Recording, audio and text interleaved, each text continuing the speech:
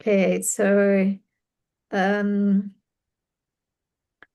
so basically we finished paragraph 20 in chapter 3 last week. And that he's really closing, it's almost like he's ending a sentence.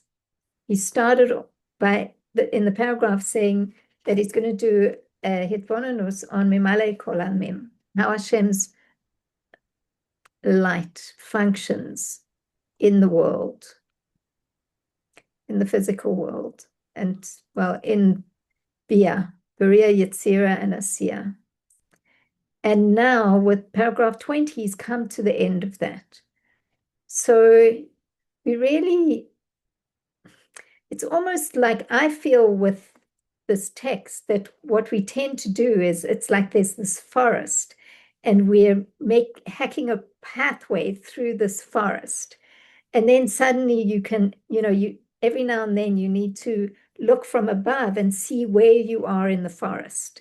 Need to pull back out and get a map. There's a map sometimes when you go on a nature walk and it says you are here.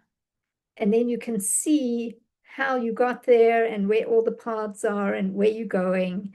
And so every now and then with Shara Yichud, we get to this place where we have all of these details and we can pull out and say, oh, okay, that's what he was trying to say.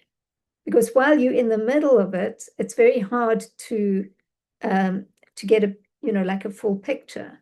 So now we have a little bit of a full picture of Mimale Kol Almim.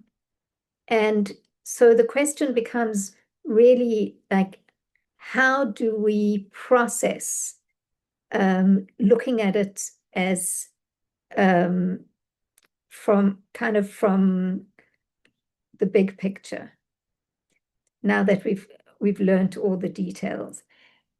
And the truth is, depending on how well you know the details of chapter 3, paragraphs 1 to 20, so when we look at the big picture, it'll make sense because you're putting all the details back into the big picture. But each one of us knows the details, some more, some less, maybe one paragraph we more familiar with, another paragraph not as much. But really, I want to encourage you in general to try now that it's really such an extraordinary gift that he's given us. This hisbonenut in details into the pratim of Mimale Kol Almim. It's a huge gift. And if you can take the time to go and reread it, which is what we suggested that, you do for this class. So we're going to see, how much you guys did that, then you'll start to see extraordinary things happening in your life or in your consciousness.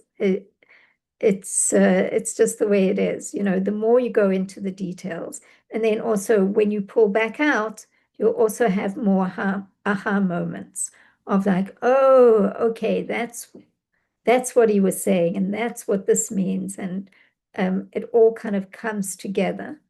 So we're going to try and really look at paragraphs 1 to 20, certainly this week, maybe even next week, and try and get a broader context of what was said and why it was said and what it means to us and what's the oimek hamuskag, what's like the point, what is it that Reb Hillel is really trying to tell us? What's he trying to communicate to us? And it happens on two levels. There's the information, and then there's the experience of it. And I know from my experience, it's only really in studying it over and over and over again that the experience emerges. Because it's not just about the information. It's kind of like, but this is my new terminology for it. It's like drip irrigation. The slow drip of it into my psyche makes me, it's not even that not all the information is new, but it's just that I'm learning it with derech prat, like in details and slowly and breaking my brain with it and asking questions of it, that it begins to change something inside of me. And for everybody, it'll be different. It'll be, like, who knows? It literally is between you and the page. It's between you and Hashem.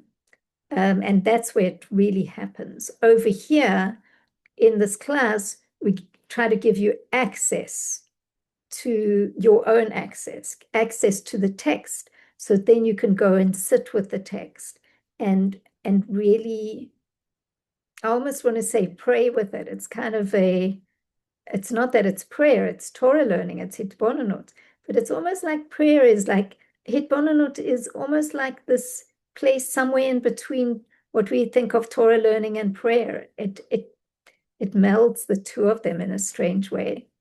I don't know if that's accurate, but it just came to me like that. All right, that's my introduction. Mila, over to you. L'chaim. Yeah, l'chaim. Good Yom Tov. So we definitely will start with that. Today's Yud Gimel Tammuz is the birthday of our Rebbe Rayat. And yesterday was the Chag Geula. And as the Rebbe says, it's a Geula for all of us. So anybody who feels lost in the woods of Shar Yichud, we could use this energy opportunity to revive ourselves with this energy that's being pouring down. And as the Rebbe says, it's when Chagim come, really the same energy descends, right? But on a higher level, because every year it's like going up the spiral. So when these events of Yud Beis Yud Gimel Tammuz come about, it's definitely, picks us up. Definitely picks us up and provides us with this amazing joy and connectivity. So this is what we're gonna do, B'ezrat Hashem. So anyway, I think we're gonna take care of completing the 20 prakim of the third chapter in an open way. Whatever we understand is good. Whatever we don't understand is even better. So we have a state of bittul, which is great, and we could definitely move forward. But we want to, in a way, have a little bit more yesh, right? Because Bina is about yesh. What do we have? Okay. So we created this short summary of each paragraph. Okay, so hopefully you did your homework, you read through the 20 paragraphs, and we could kind of look at paragraph 1 with Google Drive document that we shared in a WhatsApp group. Those who didn't receive that, I'm gonna share it. I didn't have a chance to look. Just 1 second. Copy the link. I'm gonna share it in a chat here as well.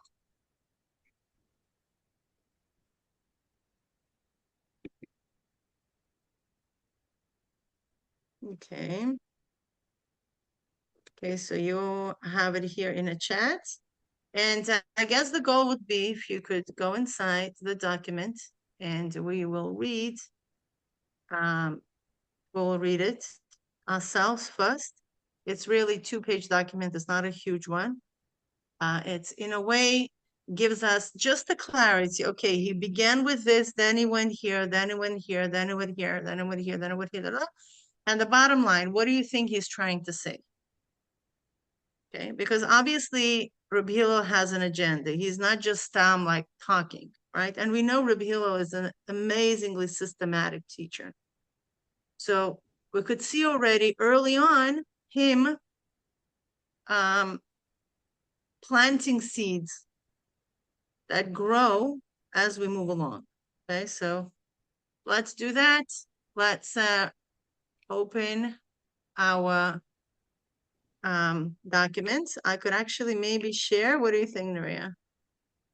Yeah, but I think we should just pause the recording as well while Yes, people we'll are pause the recording and I'm can going we to share the document if you want to, read it off the screen. I think it's very, very important, that, what Miriam shared and what Yoni shared, because here we understand in general the personalization of any learning that happens, right?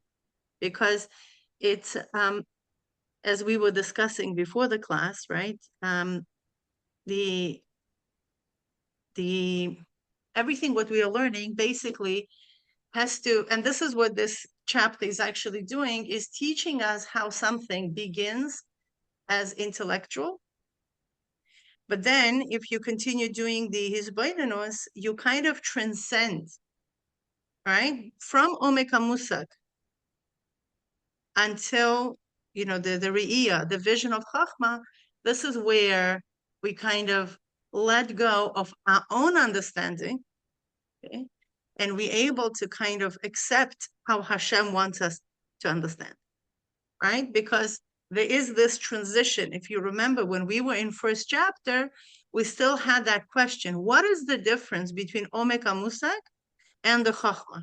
If you remember, because the language was very, very similar when we are discussing, and the difference is very, very subtle. Also, it's not like a huge difference. But truly, the difference is that when I reach my max in how I understand this concept, that's Omek HaMusak. Okay, and that at that moment, what ends up happening, it's a Bina has 50 gates as we know it, right? So when I reach my 49th gate, okay, then the 50th gate of Bina, right? That's Sharnun of Bina. This is where this bridge between my understanding and where Hashem, that's the meeting point. And that's the meeting point is truly happens in this very delicate place, which is Nakuda of the Chachma. That's where the revelation takes place, right? That's when we're like, oh, wow. So what are we woeing about, right? Because if I understood it up until now, there's no wow. What's wow? The wow is that when we finally, it hits, right? It hits you. You're like, oh, that's what Hashem means in a way. Okay, so that's the chachma. The chachma is when we're like, oh, that's what Hashem means. Now, coming back into this, because what's Rabbi Hillel and Mittler are doing is that they're introducing this whole concept from a general, what we learned in the first chapter, and putting it into Yehuda Ilah, Yehuda Tata, right? So the summary, there is like this, which is called a chronological map of concepts, right? Which we want to really understand how each paragraph and what was the main goal. So I'm going to share my screen, and that's, will more or less start making sense for all of you who already make sense, so then it will be just another perspective on this. Okay, now, yeah, let me just can make you it remove slightly bigger. Yeah, slightly bigger. And I'm going to just get my annotation happening. Okay, so chronological for me specifically, it was very important to see like, okay, what are you talking about? Very important stuff, but how are you coming down with ideas, right? Also, because it's interesting for me as a teacher also to understand how to bring ideas down in other ways, right? Not necessarily specifically in teaching this. So now, as we see in paragraph 1, it's an opening goal. What he wants to explain how Iyun and Elokus leads from Chabad, Tvuna, okay, all the way to action. Okay, that's more or less, he says, paragraph number 1, right? Now, first is Bonanus. Okay, begins with Yehuda Tata. He makes it very, very clear. Creation exists only from Devar Hashem, the letters of Malchus. That's what he wants us to know. Okay, now, from Bina to Chochma, right? So detailed understanding creates sensing. Sensing creates inner seeing. Okay, so he kind of teaches us that you begin with intellect, but the goal of it not to be caught up in those details, okay, but to see beyond them, okay, to come into sensing. Okay, now how are we going to come into sensing? Chapter 1 with Choshim. Remember, Ratzon, Chochma, Ratzon, Choshim.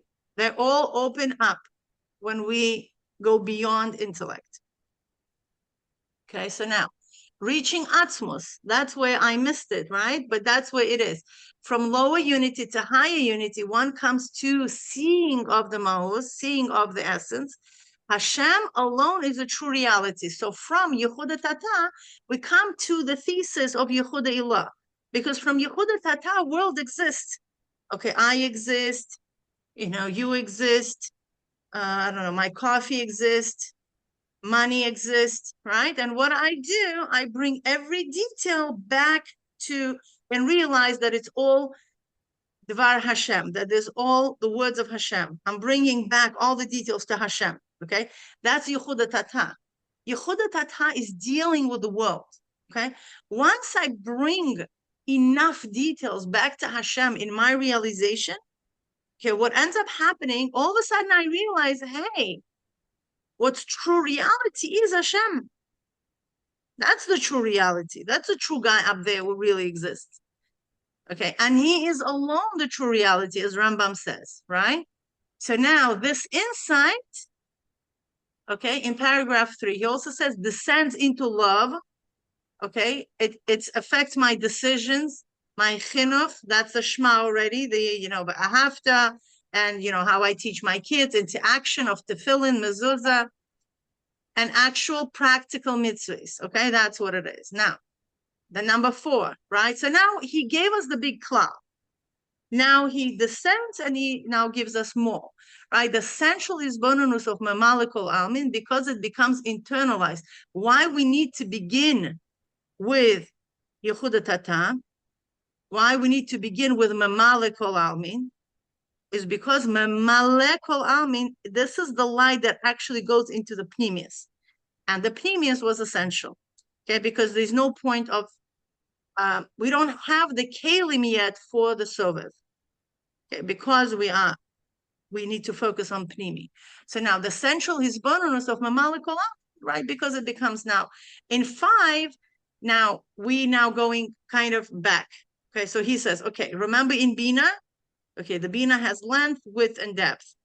Okay, many mashalim, okay, make the concept close, broad, and deep. So he introduces us into the whole concept of mashalim.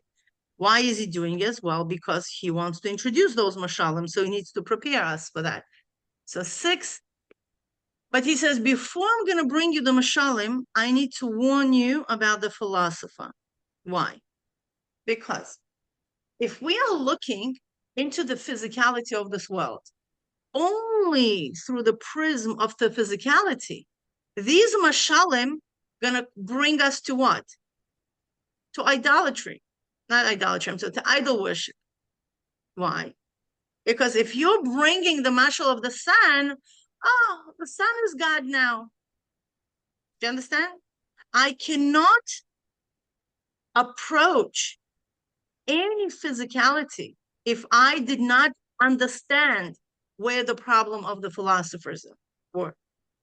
Okay, why? Because any attempt for me to apply the paradigms of physical world into God will be limiting him. So that's why he goes back and says, before I introduce any mashal to you, you first need to understand the philosophical problems. How can finite world come from infinite Hashem without changing in him?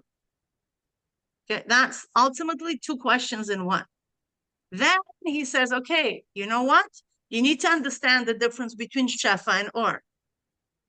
In order to understand the core problem with philosophers, you need to understand that there's a fundamental difference, which is humans we have as a Shefa and the divine Or. When we understand that, we will understand how truly the finite world can come from infinite Hashem, not only infinite Hashem, Hashem is beyond infinity. That's why he's able to create infinity and finite, and also not have any change to him, because like light. So now we need to understand, how is that possible that a light could create, a light could sustain, a light could be in all its details and yet not affect the sun? He said, okay, now we need first mashal, which is the sun ray. You understand? So now the sun, all of a sudden, it's not becoming a subject of idol worship anymore, but the sun becomes a tool of how we can explain the infinity of God. You see the difference? So now he's basically like, shifting a whole issues that people could have if they only perceive through the limitations of the brain. Okay, now in paragraph 910, he says the creation happens through tzimtzumim. That's another way to understand how is it possible that this lofty Hashem, okay, infinite, beyond infinity, and whatever, he is, or it is, she is, whatever that is, okay? We can't even say what that is, okay? And how it happens, because it happens through tzimtzumim. This is the concealment of light, okay? And as we were discussing with Naria, we took our girls to this illusion museum in Manhattan as our end of the year trip, and it's the most creepy place to go to. It's the most beautiful place to go to, because you could see how delusional we are. That people, could really, all these scientists, they could just show you certain things, and if you really trust your senses, like, forget about it. You could really be upside down, downside up, and imagine yourself with this little thing, in this big thing, or be a giant in this little thing, and it's really, really interesting. Anybody should just go there. They're gonna understand. You will never believe your eyes anymore, okay? Because it's like it's phenomenal. It's such a small museum, and it's teaching such a huge concept, of illusion. And that's what tzimtzum is. Tzimtzum is illusion. It's basically Hashem is laughing at us. Hashem says, you know what? Okay, I could create the world where you're going to feel nothing all the time. I don't want that. It's not interesting. Why should you feel nothing? I want to create such a world that you will feel everything, that you are the only thing, you're the center of the world. Okay? You're going to feel separate. You never will feel that I'm the one who's literally breathing into you. Every single moment, I'm creating you from nothing into something.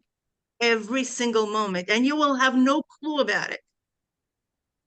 Okay, like all of us are sitting here. Where's Hashem? We have to go into a book and study for 2.5 years to, really? Oh, Malchus of Atzilus, 30 Kalim, this and that. And, and Hashem is like literally within you.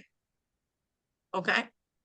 So it's so what is it? It's literally an illusion to be separate from Hashem, so we can have a relationship.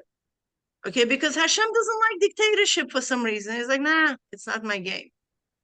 Okay, I want to have a relationship. I want you to come to recognize me. Okay, and then we can have a conversation. And that's what he does. Okay, and it's like a whole life journey, right? to come to that realization and having a conversation. So that's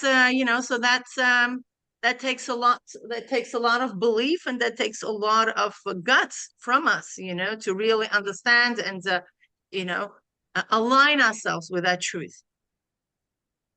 Okay, so that's the tzimtzum part. So now once we realize that the tzimtzum is not kipshutai, that's the beginning of our internal geula begins. That's, we're like, okay, there's no real tzimtzum there. There's no real separation.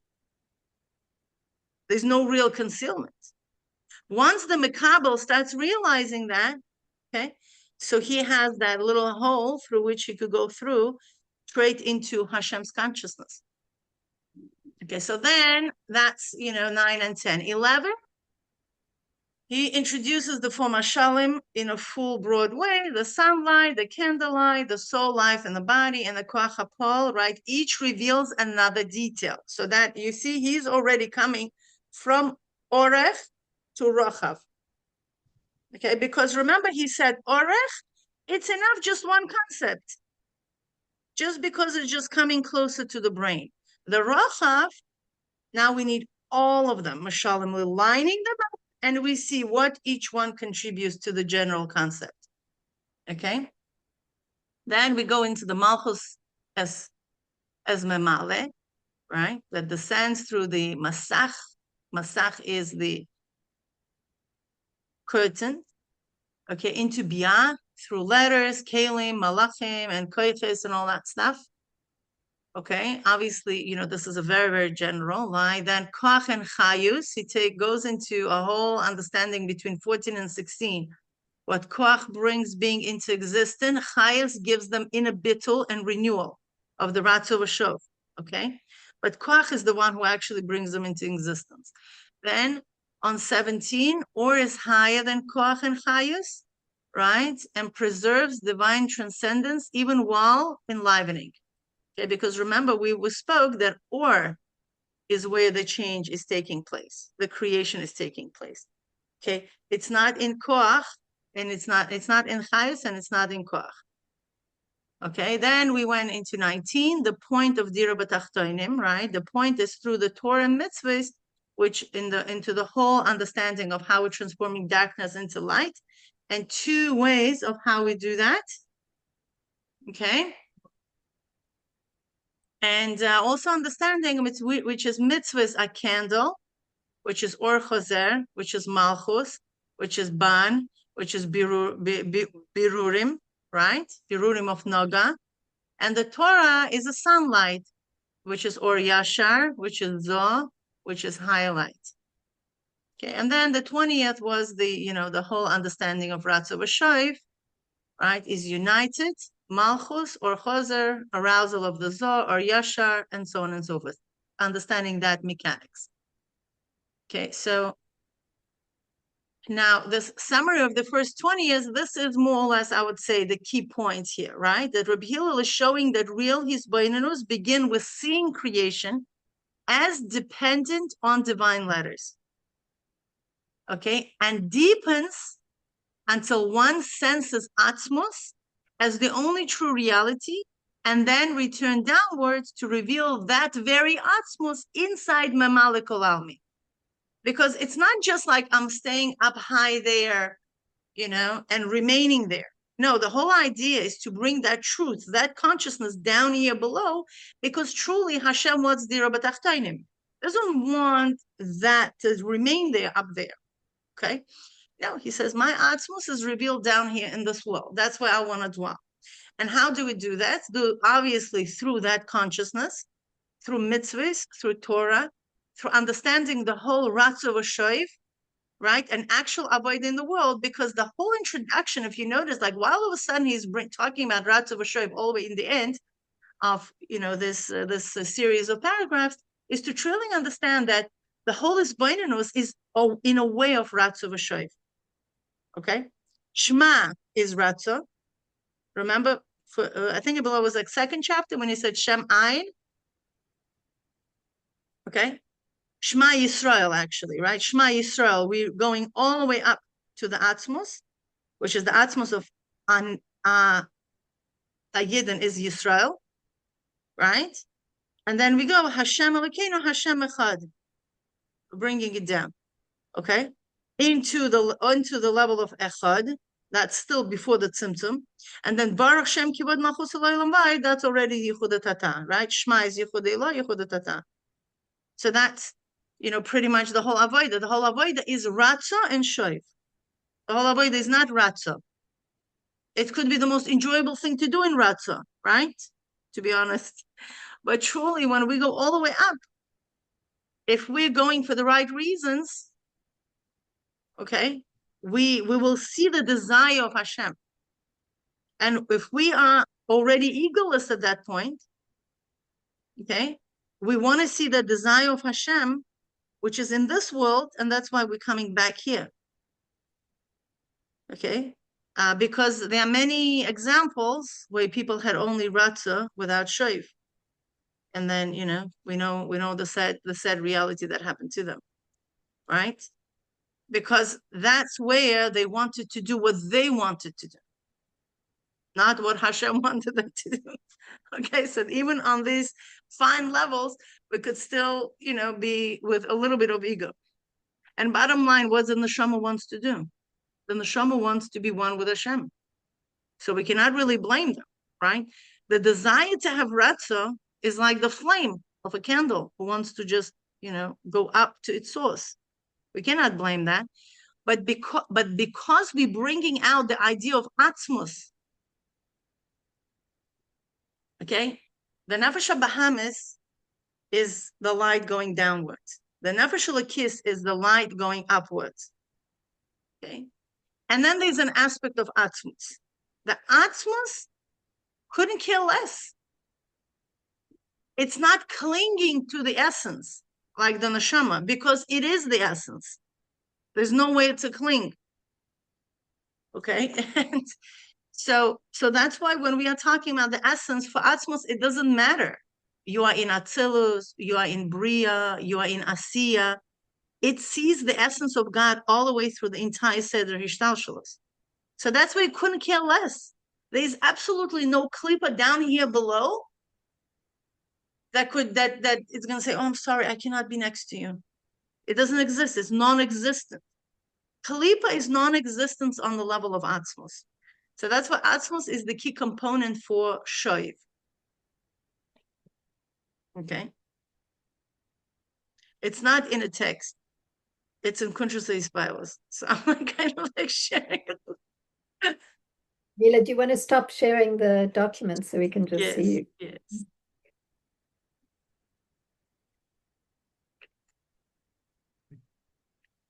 Okay.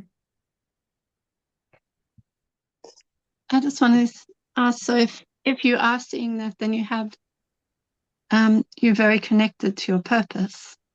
If you okay, like you're connected to an infinite purpose as well.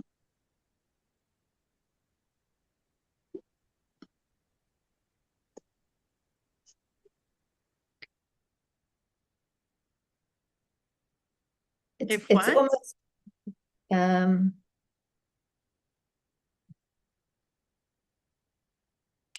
I think that in many ways, it's like Mila was saying, it becomes about relationship.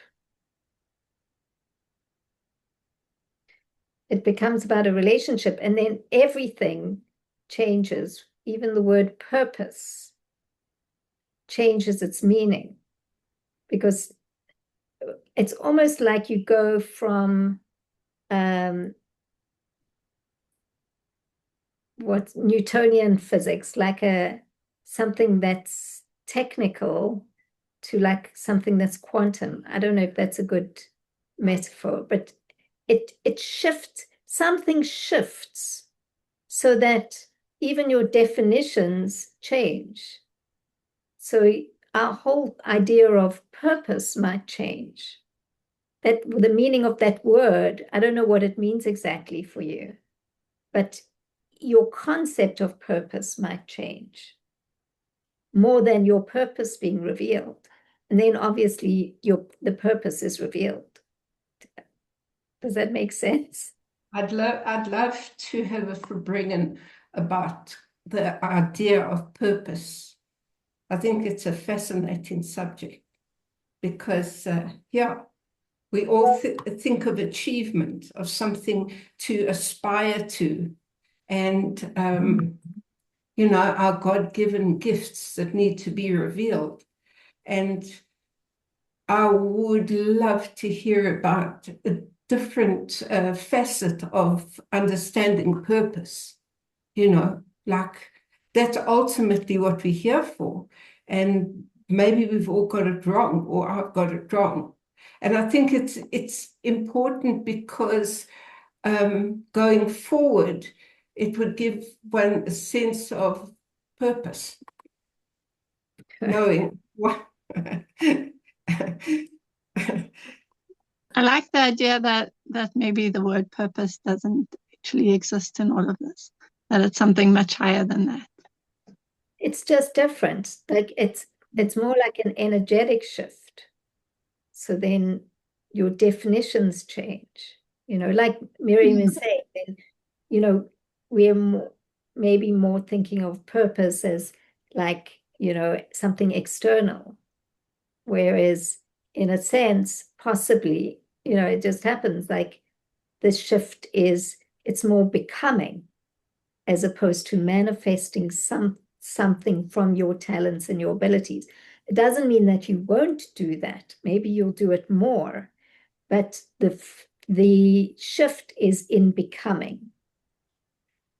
I think that, that's part of what this drip irrigation is. It grows you into something different. Not that actually, Mila, I was thinking about it, that in some ways the word change is the wrong word. It's not so much that you change, you don't change, you just become. Well, it's kind of change, and you're yeah, you could say that, but at the same time, what is change? It's because in Conscious Spiros really talks about this whole mechanics of how a person shifts from Nefesh Bahamas consciousness into the godly soul consciousness. That's the whole, purpose of. That's why I felt like it was a nice, Parallel. yeah, parallel to understand, because we're doing avoid the hair and we're seeing changes, and you could recognize those changes, through another work, and kind of see like if you're on the right track, and like, is it really happening? So there it is a change, because it's a change of perspectives. Right. But so I mean, through change you become, so it's kind of both, right.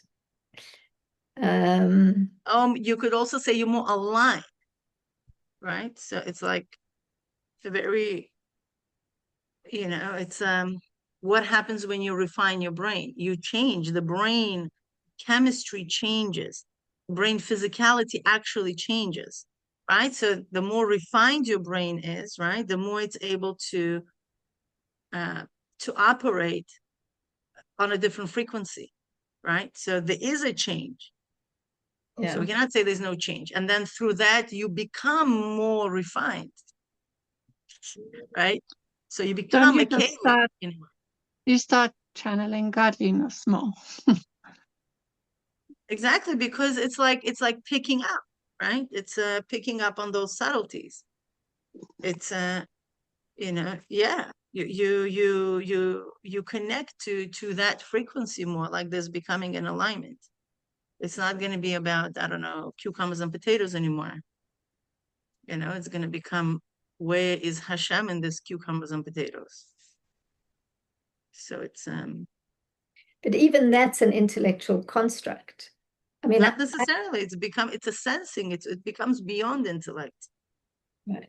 Because you see, we look at intellect as an end to itself, but it's not.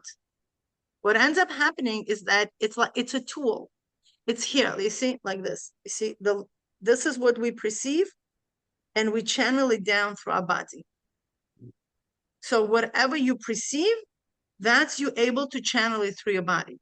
What if a person cannot perceive? There is nothing to channel. It's like it's a set of hishtalshalos in a person. Right.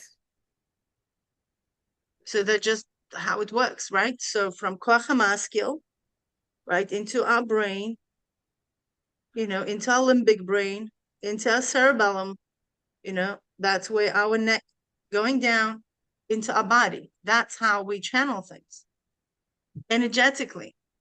You can't change that. That just Hashem's, I don't know, in wildest dream is like, that's how I want to create a man.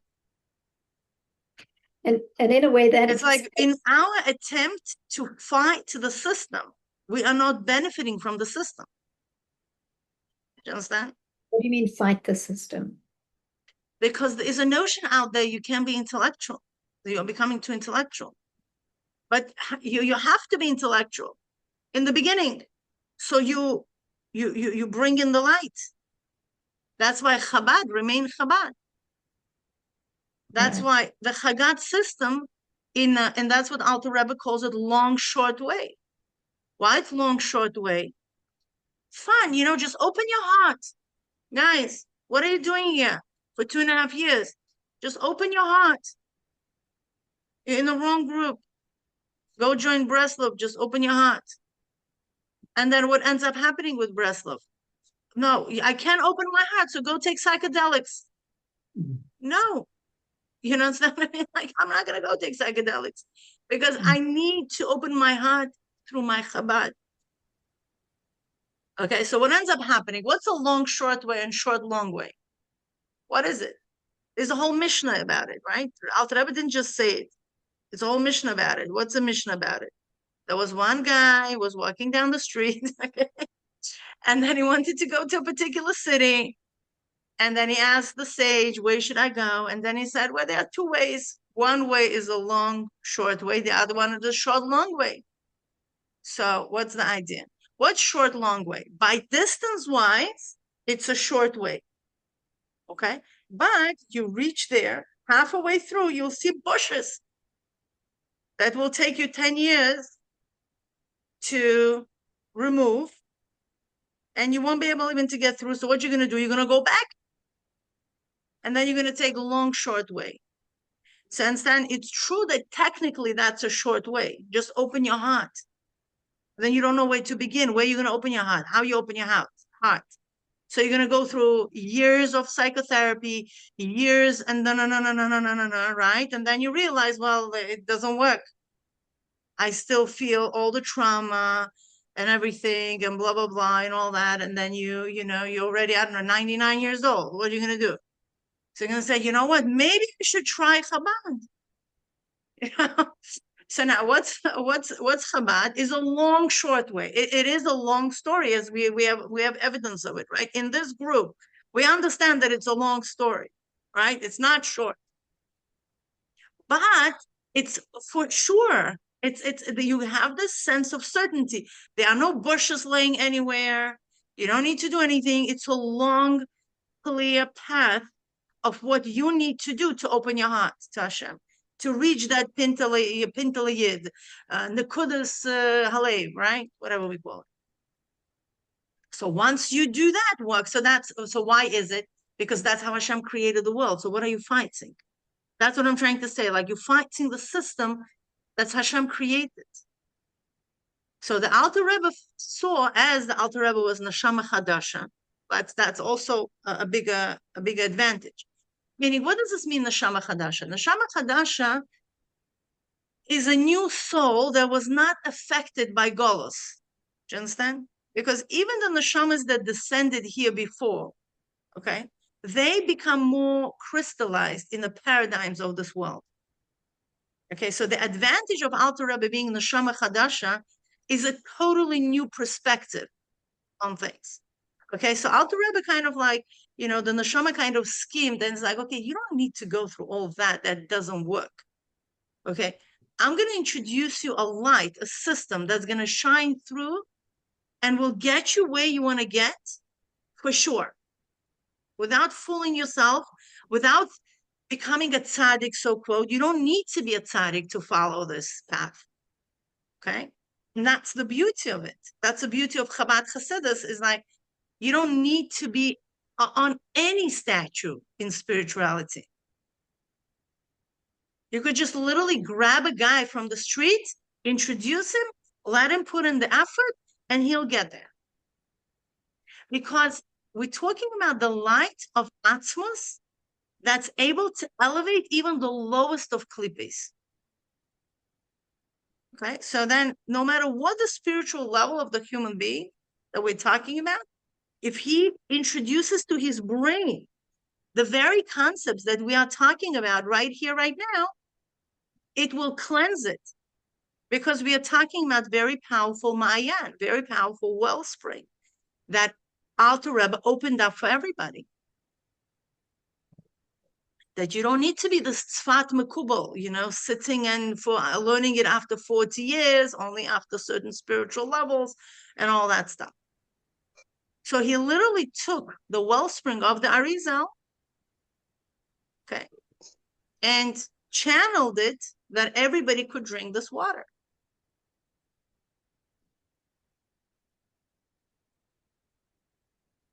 Can I just ask, is it specifically through learning Nikita? I mean, what we're learning now? That's for sure. The Rebbe said that very clearly in the base. Because like most Chabad learn Tanya, would that do the same? For like sure. learning it. But what do you Yeah. think Shara Yichud is? Shara Yichud is the But it's so much explanations of more Tanya. complicated. It's so much more, Oh, for sure, unless because I've been going over Tanya so many times, it makes more sense. But like someone who struggles with learning, I can't even begin to like introduce this to them. no, I mean, obviously everybody is at the right time. But what I'm trying to say is that in Tanya, when you learn Tanya, without the structure and the clarity of Shara Yichud, is very difficult to learn Tanya. You could learn, but it's going to be very derech klal. I've noticed that, you know, the concept that we learn in Shara Yichud and in Kuntrasei Spalos, it's like, you know, you could start relating to things, especially all these end chapters about love. I asked big guys, it's like, can you explain this to me? It was very difficult. Without the structure of Kuntrasei Spalos, when he breaks down all the levels of love. So you understand? It's like it provides a clarity, and clarity provides a simplicity. You see, the advantage of clarity, things become simple. It's complicated because there is no clarity. Because it's like there are levels of understanding.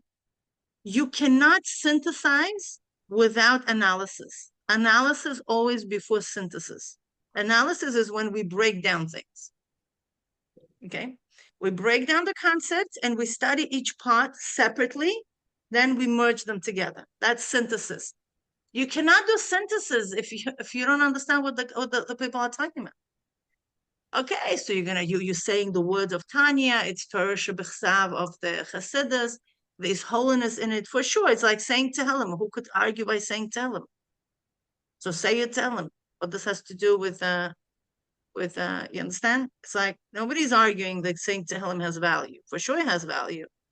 Even if you don't understand and all that. Okay, so that's like a tefillah. There's no problem. But if a person really wants to internalize, internalization has to come with understanding. The more I understand, the more it becomes internalized in me. Okay, so if I don't understand, I cannot internalize. There's nothing for me to internalize. I could just benefit from the makif of it. But it's not going to be pnimi. Okay, and the shift, for example, for me specifically, we were talking about with Naria about, you know, what this have done to, it's kind of like, you know, I feel this very solid energy that's, you know, kind of like I'm becoming less reactive to the outside stimulus. You know, so it was very similar when Miriam was speaking. I was like, oh my gosh, you know, it's a very similar. It's like it gives you a certain sense of roimimus. You know, roimimus is like, you know, like you're a little bit above the ground. You know, just a little bit. You know, it's like okay, it's another perspective. Whatever else is going on, you know, you feel much more connected to the truth. Now, why all of a sudden it's coming? Why we were not able to accomplish it through study of Tanya, which we went through so many years in a row. Do you understand? It's not because there's something wrong with Tanya. Do you know? It's nothing wrong with Tanya. If we would take Tanya and were able to dissect it the same way how we're doing it here, for example, I'm sure we'll be able to reach this. But for us, when the Rebbe introduces Avodas HaMoichin, and he says like, okay, you guys need to, you know, study Mittel Rebbe's Chassodus. There is a reason why he's pointing out to Mittel Rebbe and not to Alter Rebbe, right? That's not. I'll tell you what I'm sensing. You know, there is a saying of Reb Mendel Futefas that all of the Rebbeim is one essence. They just come in different bodies. Okay, and I remember our first teacher told that to us. And it kind of settled in my brain that when we talk about Alter Rebbe, we're really not talking about a different Rebbe. We are talking about of Chachma of our Rebbe. Do you understand? When we are talking about the Mittel Rebbe, we're not talking about a different guy that lived 200 years ago. We are talking about the Bina of our Rebbe. When we are talking about Tzemach Tzedek, that's the Das of our Rebbe. You understand? So when we look through that prism of reality, and our Rebbe is the Malchus, right? So when we look through that, all of a sudden we don't separate Rebbeim. It's one essence that's coming down. So when the Rebbe says, like, okay, learn something from Rebbe Maharash, or learn something from the Frierdiker Rebbe, learn something from the Mittel Rebbe, he's in essence saying, okay, these are the parts of the Rebbe that you should focus on. But it's the Rebbeim are all one entity. It's not separated. So for some people that want to have a, like they have a very, like, I don't know, I can call it like a stone brain, and then they separate between the Rebbeim because they can't hold the concept that all the Rebbeim are one essence. They just come in different bodies. And through different generations, they were revealing different parts of, how Chassodus is being expressed. Okay? So what can I tell them? That, they definitely live in a very shallow world. But just because they have that issue doesn't mean, we have to suffer because of them. You understand? So they have a certain perspective. Okay, let them have that perspective. The question is, we still need Mashiach, right? So until the full revelation of Mashiach, something is missing. Okay? So if they are right, so Mashiach should be here already. How are they explaining it? Okay? That's just what it is, Okay, Mila, I think that we should call it a morning, a night, wherever we are. And next week, should we move on and go to Yehuda Tata? Ilan? Yehuda Ilah is fascinating. The mashalim there are like, I'm salivating. The mashalim there, especially my favorite one, is how we see things. Because now we're going to go into Helam V'Gilui. Because remember, up until now, we were learning Atzim V'Ispashtus, right? It's the essence and how the essence manifests. Now in Yehuda Ilah, it's a whole different ballgame. It's a whole different paradigm. There's no Atzim V'Ispashtus anymore. There's a Helam V'Gilui. And that's the funnest part, because that's where everything is like exciting. Because it's all here. It's whether you see it or don't. Whether it's hidden or revealed. Meaning the essence is here. There's no Etzem V'Ispashtus anymore. The Etzem is right here, whether it's revealed or concealed. And there are 5 mashalim. So Tammuz is okay. connected to the sense of vision, of sight. What? Tammuz is connected, the sense for the month is sight. Oh, really? Oh, that's very good. Okay, so I never understood how the vision works from a Torah perspective. This is like, forget about it. Like, for me, it's just fascinating to understand mechanics of vision from a Torah perspective. He talks about the mechanics of vision, Reb Hillel. Mila, you know what's also very interesting? When it says that Bilam, when the Malach opened up his eyes, Vaigal et enav, and he was able to see the Malach that the donkey saw. So they use the word Igal kmo geula. Yeah. That's what it is, it's like we see, like, imagine we'll literally see the outside of all the worlds. Understand? Like, if we could just, envision, like, really going beyond and past that curtain in a way, and we're just like opening up, like my office is like full of curtains. You just like open up and you're like, oh. It's really fun. You know me, right? I'm into Kadima. I'm But like, it's all where the group is at. right.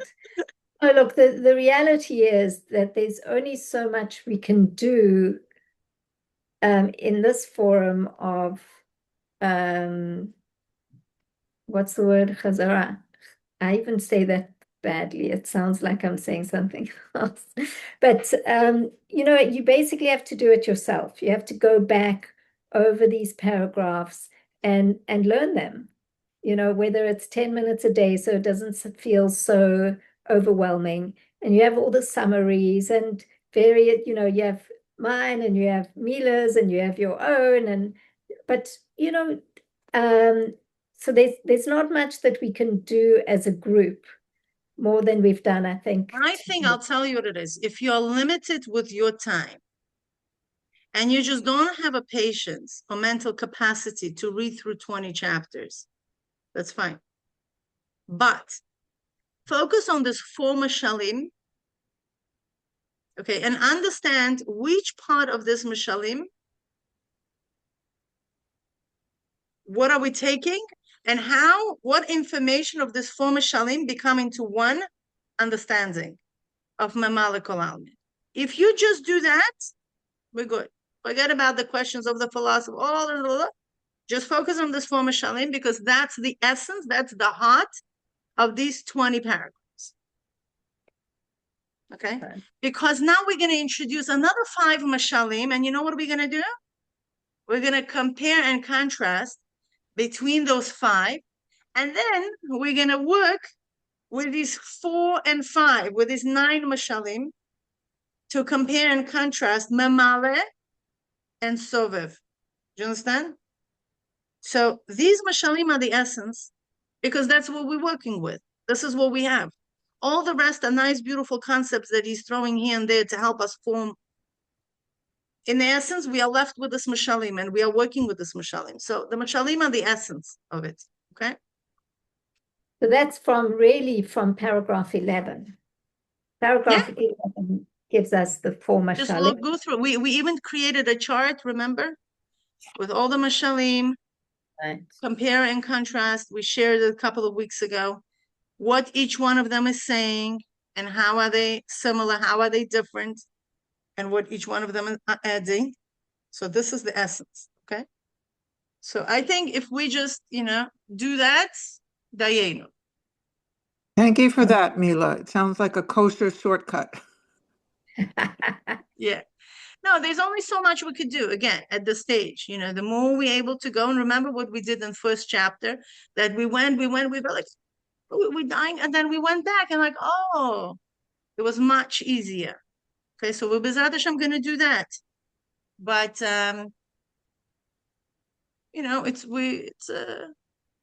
it's a process, B'ezrat Hashem, and we're on the right track, and, I'm sure we're all benefiting as we struggle. We're still also benefiting, right? There's always going to be this, remember, we're going to learn about it in chapter 5, I believe. Yeah, chapter 5, where there is this pain on right side, and the chedva is on the other side.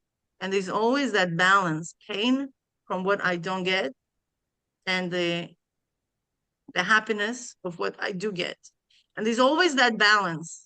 We're never going to quench our thirst fully. It's okay, Ms. Seder. All right. Thank you so much. See Thank you you next so much. session. Okay, bye.